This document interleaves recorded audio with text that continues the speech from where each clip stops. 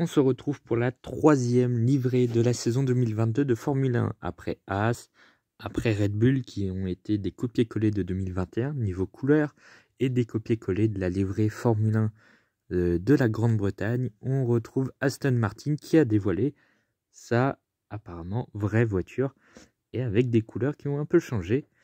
Et l'Aston Martin semble être la voiture la plus jolie des trois, c'est même sûr pour moi. On va faire un petit détail sur cette voiture qui va courir donc pour la saison 2022. On va s'attarder sur cette voiture. Il y aura plus de choses à dire qu'avec la Haas et qu'avec la Red Bull, ça c'est sûr.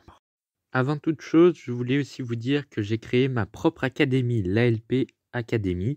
Ça se passe sur Instagram. Si vous voulez collaborer avec moi pour faire plusieurs choses, pour en tout cas participer à la vie de la chaîne YouTube, eh bien c'est avec plaisir. Vous m'envoyez un message dans les commentaires ou sur Instagram si vous avez ALP Racing 2022 et je vous recevrai avec grand bonheur. Je vous en parlerai un peu plus précisément de cette académie dans les prochains jours à venir, peut-être dans 2 ou 3 jours.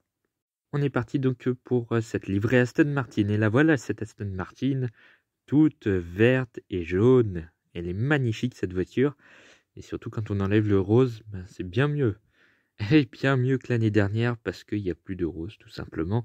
Ça faisait un peu moche, ça passait, mais honnêtement avec le jaune ça fait vraiment un truc encore plus incroyable. Aston Martin qui a eu beaucoup de sponsors qui sont arrivés. Alors on a toujours Cognigiant comme en 2021, mais on a aussi l'arrivée d'Aramco qui était partenaire de la Formule 1 l'année dernière. Donc se mettre avec Aston Martin, c'est un gros coup de com'.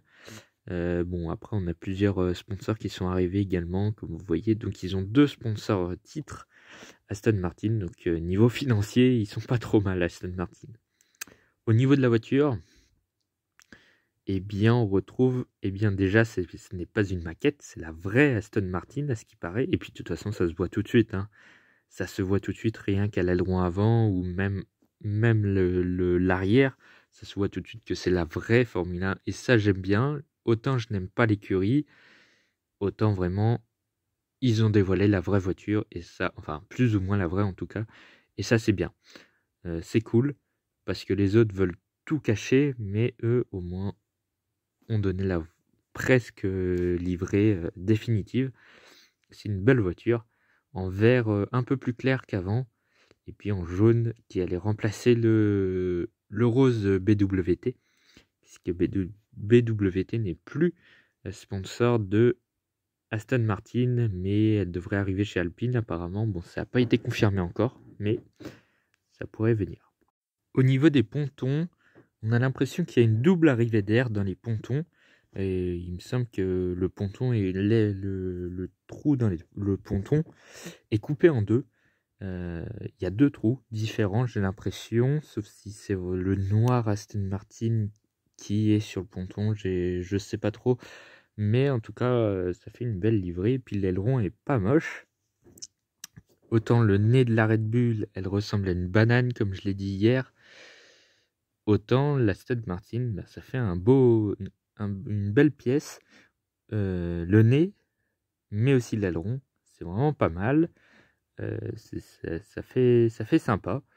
J'aime bien. C'est clairement la meilleure voiture que j'ai vue de la saison pour le moment. Bon, il y en a eu 3 sur les 10, mais pour le moment, ça part bien pour Aston Martin. Hier, j'ai oublié de mettre la note à la Red Bull. Je lui mettrai un 13 sur 20. Et pour l'Aston Martin, je lui mets un beau 17 sur 20 parce qu'elle est juste simplement géniale.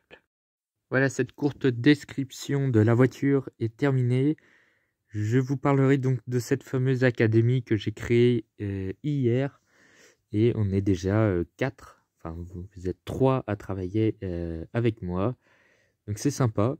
C'est un truc un peu pour relancer un peu ma chaîne qui est un peu instable, on va pas se cacher. C'est pas la chaîne qui marche le plus au monde.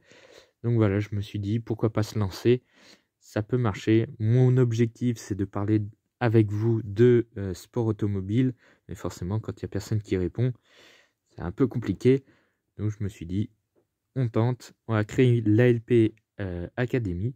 Il y aura quelques trucs qui vont changer, notamment au niveau des designs et tout. Les vidéos facecam qui arrivent en mars. Donc bref, beaucoup de projets sur la chaîne. Ça va être assez sympa le mois de mars. Bref, je vous en reparle. On se retrouve donc demain pour la présentation de la McLaren. Ça devrait être sympa aussi, du côté de McLaren.